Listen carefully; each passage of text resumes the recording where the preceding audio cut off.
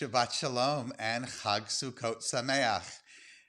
After two weekends of being in our meeting room, recording, and having all of our wonderful members help out with our service with their recordings and the beautiful music, we're back to a more homey environment. And tonight we're going to celebrate Sukkot together. And let's just get right into it. We'll start with Hine Matov, and then we'll celebrate together.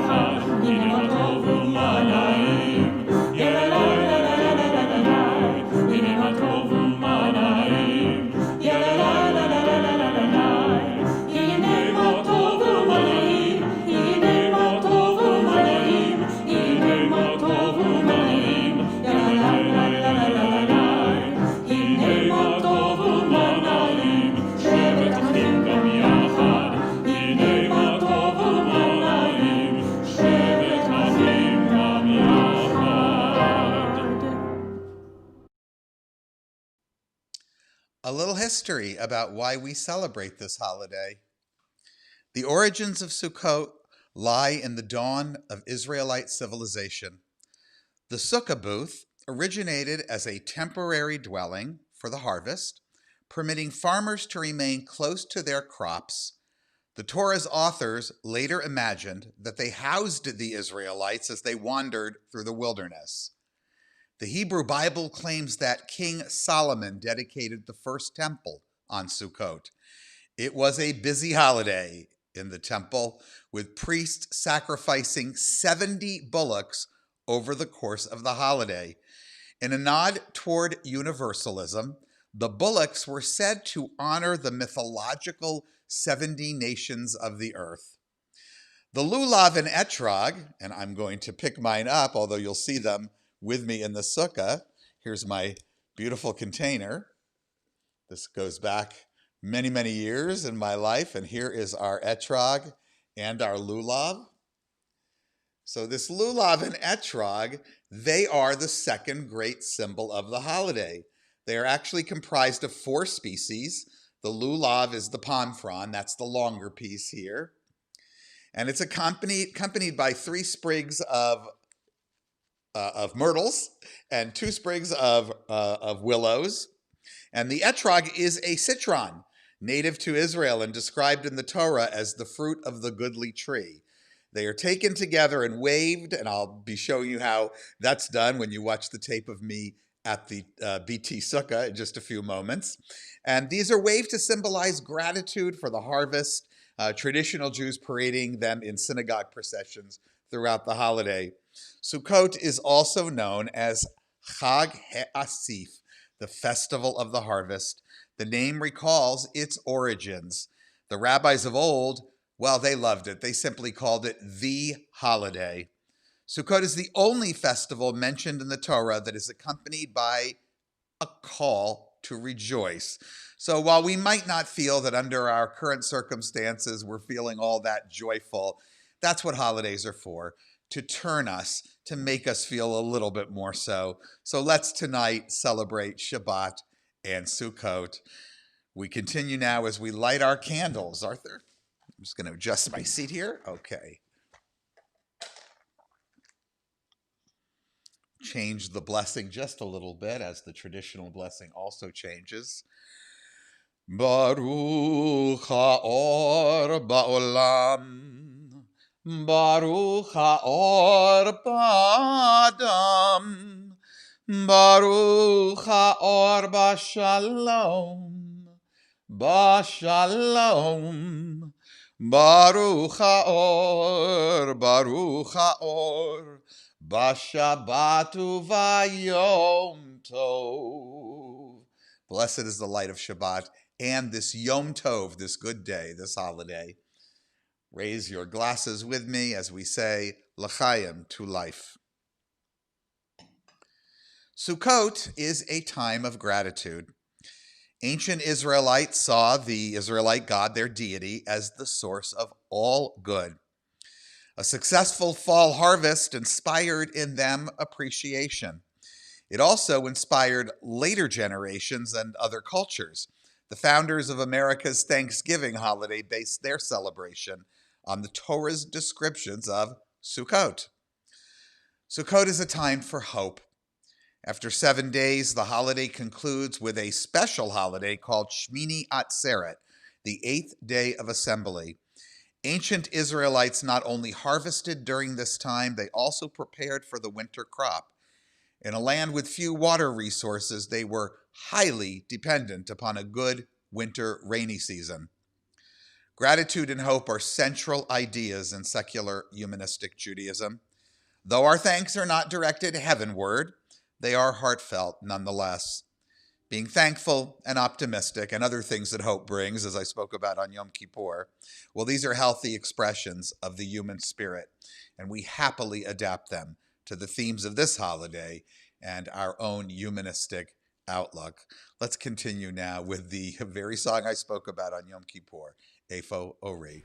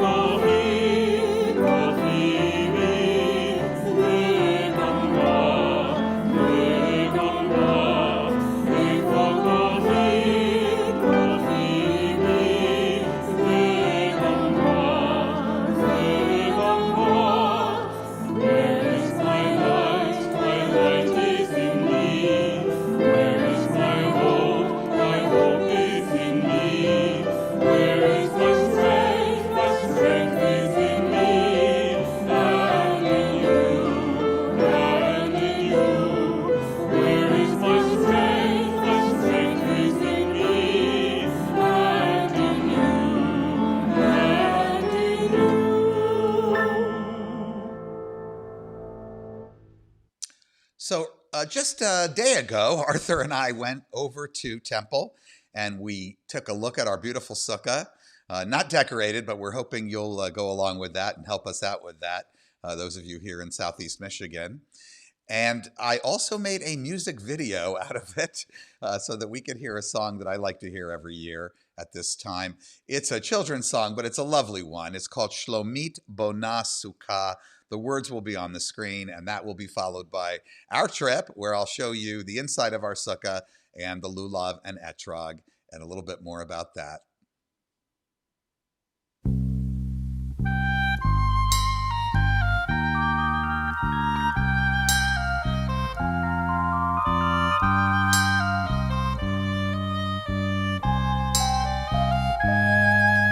שלומית בונה סוכה מוארת וירוקה, על כן היא עסוקה היום. ואין זו סתם סוכה מוארת וירוקה, שלומית בונה סוכת שלום. ואין זו סתם סוכה מוארת וירוקה, שלומית בונה סוכת שלום. היא לא תשכח לשים לולב והדסים, ענף של ערבה ירוק, רימון בתוך עליו וכל פירות הסתיו, עם ריח בוסתנים רחוק. רימון בתוך עליו וכל פירות הסתיו, עם ריח בוסתנים רחוק. וכששלומית תאמר הביטו זה נגמר, יקרה דבר נפלא פתאום, יבואו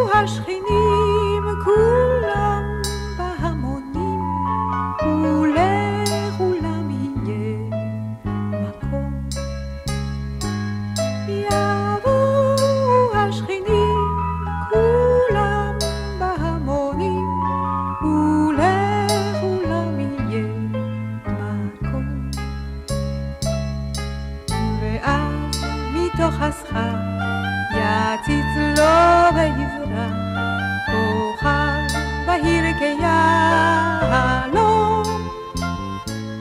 שלום סוכת פלאים, מה טוב ומה נעים, שלומית בונה סוכה. שלום, שלום סוכת פלאים, מה טוב ומה נעים, שלומית בונה סוכה. שלום.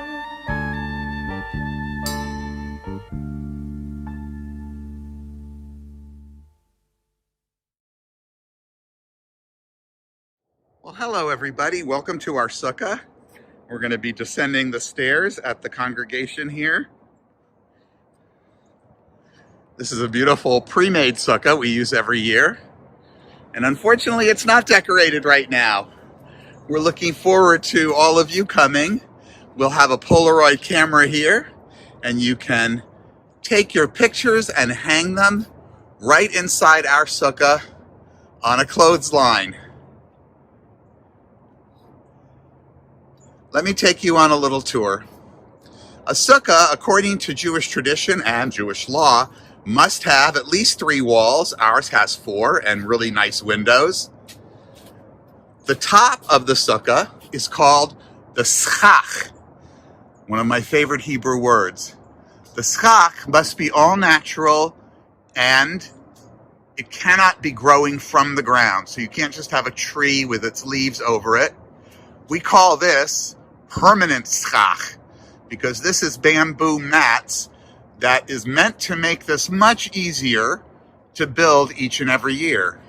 Back in Florida, I used palm fronds. When I lived in Illinois, we used corn stalks. That was always a favorite of the squirrels.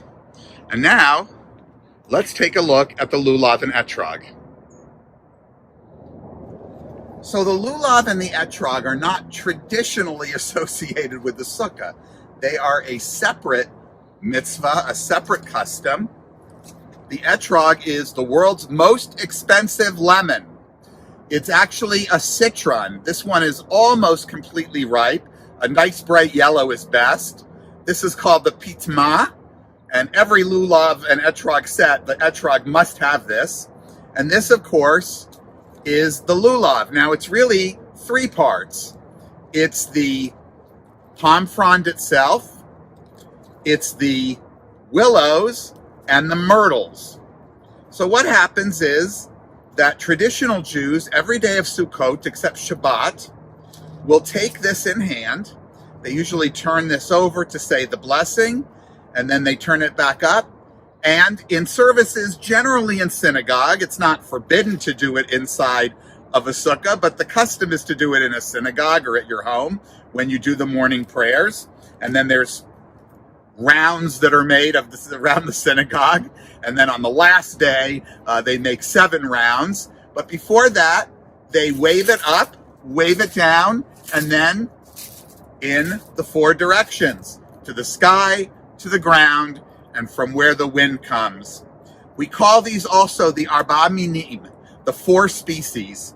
The Torah doesn't specify specifically what these 4 species are, but it does speak about taking the lulav or taking the green plant and the fruit of the goodly tree. This is what we interpret as the fruit of the goodly tree. And then we develop the custom over time where this is waved, and that's how we celebrate Sukkot every day. And of course, traditional Jews and others will stay inside their Sukkot, weather permitting. They'll actually sleep in it. I did it once in Illinois, not so much fun. The rule about the schach, Arthur, if you'll just aim the camera up, is that the shade should be greater than the light, but that we should be able to see sunshine coming through it and stars at night. And that, of course, is exactly how this one's built, because this is built by a traditional company that makes Sukkot, and it's a beautiful one. Normally, every year, the children come in and hang the chains and the fruit and all kinds of things. We're hoping people will come by during the week, but the holiday is just beginning tonight, and so we really, at this point, have a kind of forlorn sukkah, but it's still beautiful in that it reminds us of this time of year. So that's our sukkah, or sukkah, if you want to use the more the more modern Hebrew pronunciation. If you are in Southeast Michigan, especially if you're a member of our congregation, bring over something to decorate it with. Take advantage of the Polaroid camera and take a picture of your family and hang it on the little clothesline we'll have there. On Sunday from 1 to 4, one of our congregants, Melanie Goldberg, will be there, and she's happy to take family pictures. We'll have some treats as well. There's so much more to say about Sukkot. It is really a wonderful, if under-observed holiday, but given the constraints of time, we're going to continue with our program, and we're going to focus on one specific thing that's related both to what's happening in our normal secular sphere today, and this month, and also in some ways related to the holiday. The sukkah is, of course, a symbol of the home, a symbol of shelter, of bringing people together, and it's a beautiful way to do so. But we know that the home is not always the safest of places. So when we talk about safety in the home, we need to be aware as well that for some people, the home can be a very dangerous place. October is Domestic Violence Awareness Month, and in conjunction with that, we are going to be speaking tonight to Sammy Rosenblum. She is a licensed social worker, serves as the coordinator of the Jewish Coalition Against Domestic Abuse here in Greater Detroit at our Jewish Family Service. She and I spoke just a day or two ago, and she told us a little bit about what Jewish Family Services is doing, how we can get involved, things we should look for when we suspect that there may be an instance or a possibility of domestic abuse. Let's go to that interview now. Sammy Rosenblum, thank you for joining us. Chag Sukkot Sameach, a happy Sukkot. This is a very important topic, and I want to use our time well. The first question that I guess we'll throw out there, as you and I discussed beforehand, what is the definition of domestic abuse that you all go? Yeah, sure. So I would say that all abusive relationships involve an imbalance of power and control. In an abusive relationship, one partner is using a variety of harmful tactics to control the other person in the relationship. What are the biggest misconceptions that are running out there about domestic abuse and abusive relationships? So I think I hear pretty often that people are very much focused on physical abuse as being the most harmful type of abuse. But there's actually a lot of other forms of abuse that can be just as detrimental. And when we think about an abusive relationship, these are all different methods serving the same purpose of control. So, for example, there is emotional abuse and psychological abuse, verbal abuse.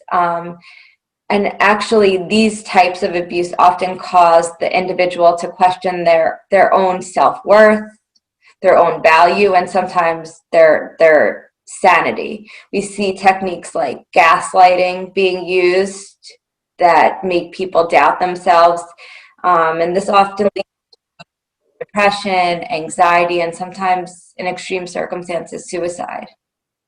When I was growing up, these were things that were taboo to discuss in the Jewish community. It didn't exist. It was like alcoholism. Jews don't get drunk. There are no shickers among the Jews. And the same thing was true of domestic violence, though I personally knew and encountered it frequently as a young person. This is going back to the 60s and 70s. What are you seeing in terms of domestic abuse, violent and nonviolent, in the Detroit Jewish community? I think we've come a long way, but you definitely will still see that belief really often that not in our community. So when you take the Jewish community, for instance, not in the Reform community, it's in the Orthodox community, or not in the Orthodox community, it's in the conservative community. That belief still of it's not here among us is definitely there. But what we know to be true is that we're not immune. It is in our community at the same incidence as the general population.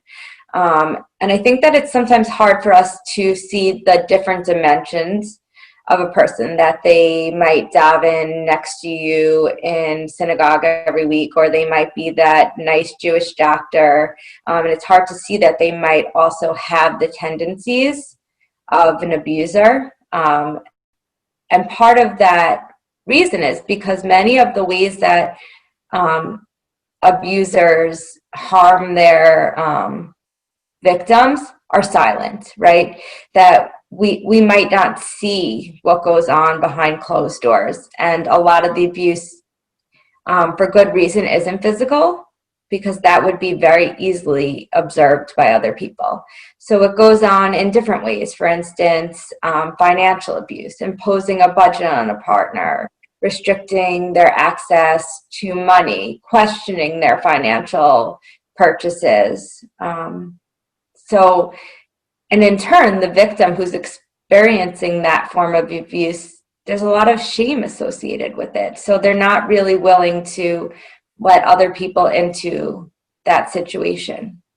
The avoidance of seeking help, I have noticed over the years when I've had brushed up against this, and it's, I think most rabbis have, is really, really strong, and that people, it discourages people, as you say, from because of shame, from seeking help. So what is your project and Jewish Family Services, and in general the Jewish community here in Detroit? What do you do to support victims of domestic violence?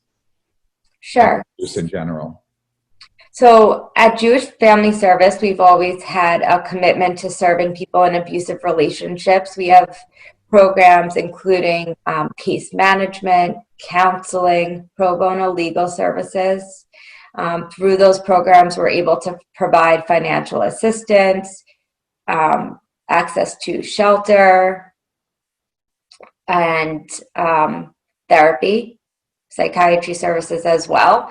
But I would say about 20 years ago, Jewish Family Service commissioned JWI, Jewish Women's International, with the support of the Jewish Women's Foundation, to conduct a community needs assessment to see what was the education and awareness amongst community members. And this meant different Jewish community agencies, lay leaders, and rabbis, to see what they knew about domestic violence. And the results of that survey really let us understand that there wasn't a lot of awareness or expertise in this area.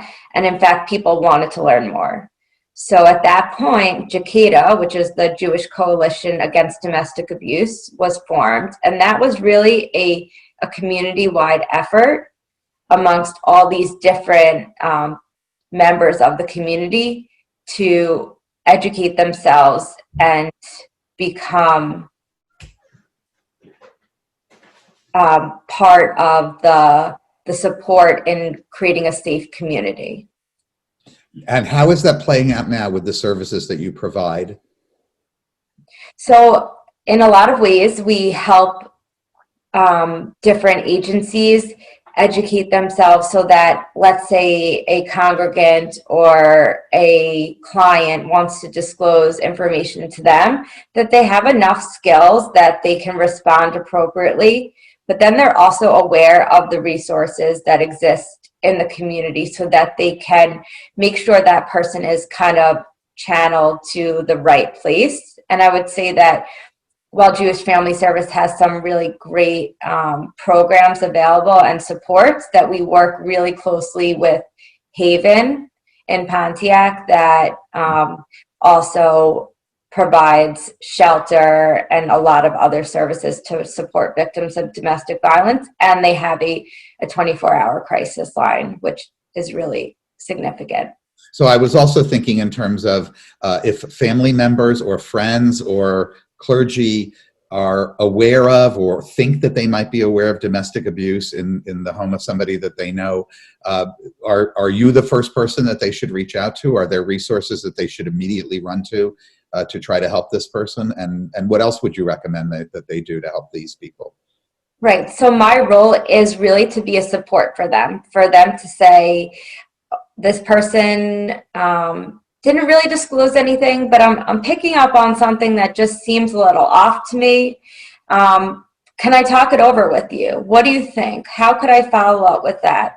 Or maybe they observe something, but certainly I'm there to say, yeah, this seems like a really high risk situation. I would consider referring them to Haven to go into immediate shelter. But I really am there as a resource to the community to help people figure out what the next step is.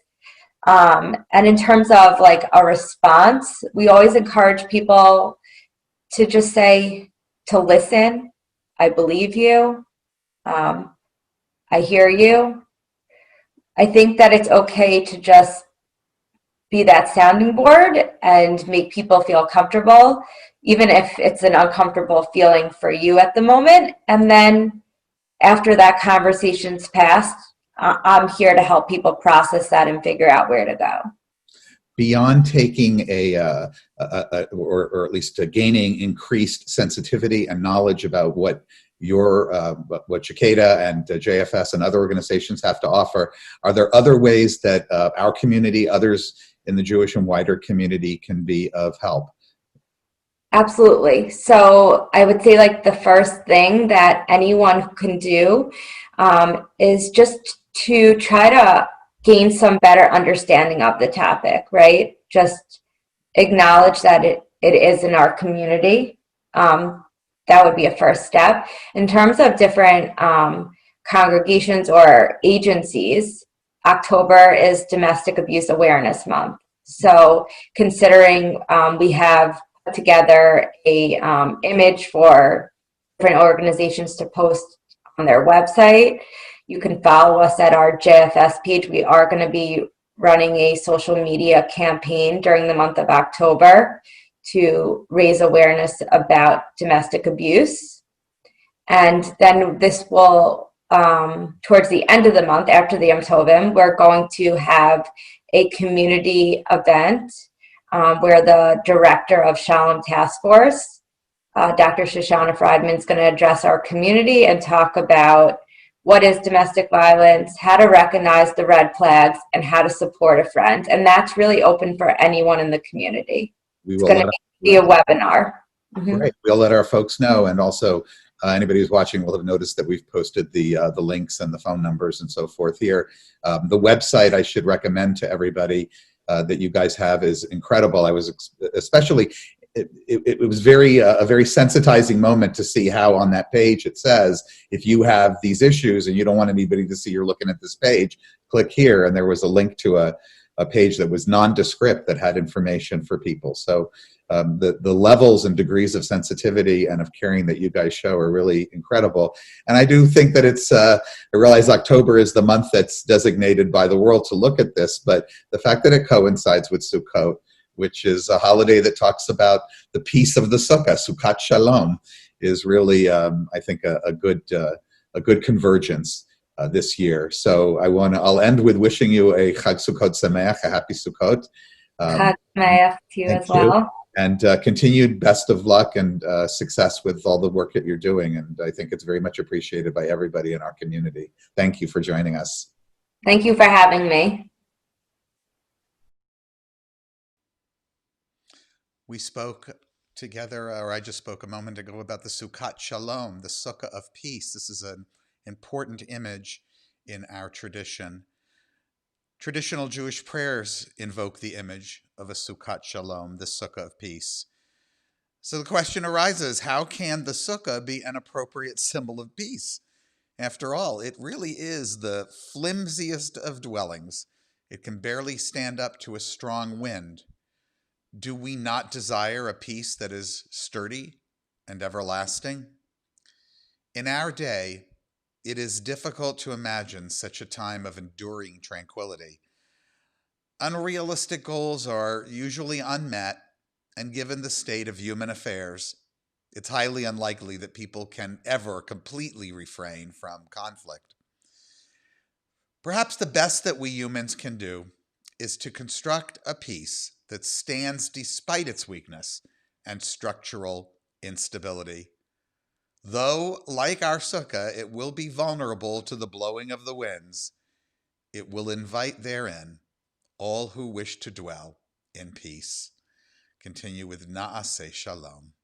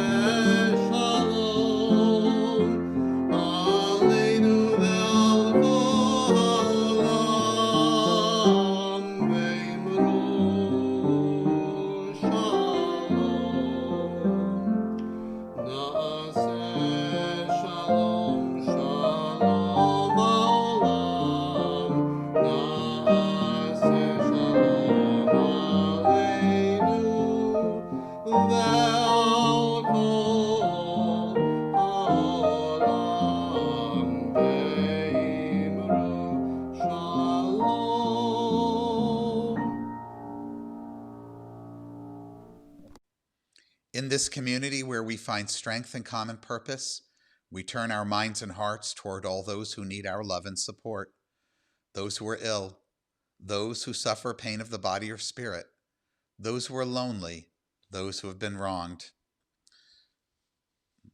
Tonight, we extend our well wishes to these members of our community and their loved ones, to Bernice Bunny Lasker, to Cece Stone, Julia Eliason, Karen Tremper Harris, Myron Tink, and to Robert Liebhaber. May all those who suffer know that they are not alone. May they be healed quickly. May they experience a complete recovery, a refuah shlema, the renewal of their bodies and the renewal of their spirits. We continue with Makom HaKoach, refuah shlema.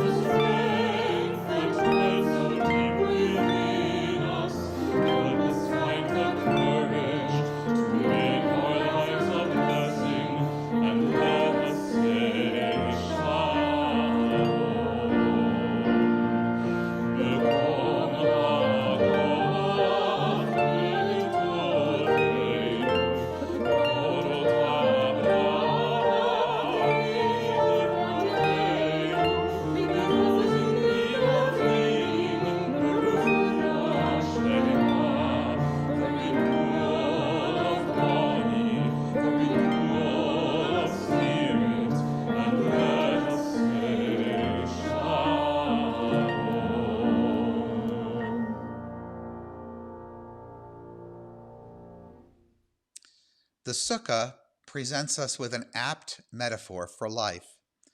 Though it conveys an impression of sturdiness, it is shaky and fragile and prone to collapse at any given moment. While it stands, it shelters us. When it is gone, we recall how it once provided us with some amount of grace and comfort and a feeling that we were loved and embraced. When Sukkot is over, the Sukkah is but a memory. When life is done, memory is all that remains. Oh, but what sweet memories they provide. Our thoughts turn to those who are no longer with us, our own loved ones, those whom our friends and families have lost, the martyrs of our people whose graves are unmarked, and those of every people and nation whose lives have been a blessing to humanity. As we remember them, we meditate on the meaning of love and loss, of life and death. We recall now our loved ones whom death has recently taken from us, those who died at this season in years past, and those whom we have taken into our hearts with our own.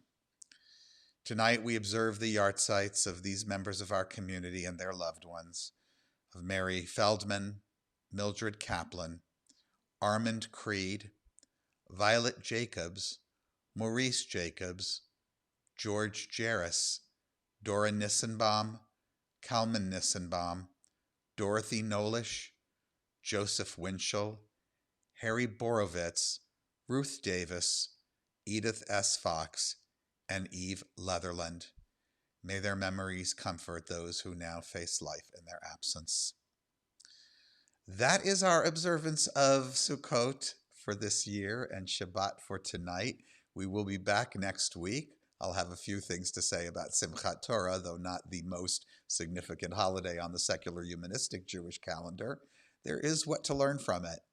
I hope that everyone will have a chance to visit a sukkah near you, whether it's the one at BT, around the back, by the way, if you're looking for it, or whether it's a sukkah in your neighborhood or your friends, to do so safely while social distancing. It is outside. It should be possible to do that. We're going to end now with a song called Od Yavo Shalom. You won't see the words on the screen, so I'll tell you it's in Arabic a little bit and Hebrew a lot. Od Yavo Shalom Aleinu Salam. Peace, Aleinu v'al kol ha'olam, upon us and upon everybody. Shabbat Shalom, everybody. Chag Sukkot Sameach. Happy Sukkot.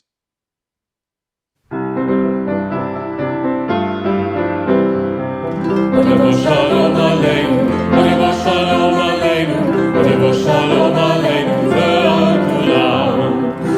Shalom Aleinu, Shalom Aleinu, Shalom Aleinu, ve'al kulam.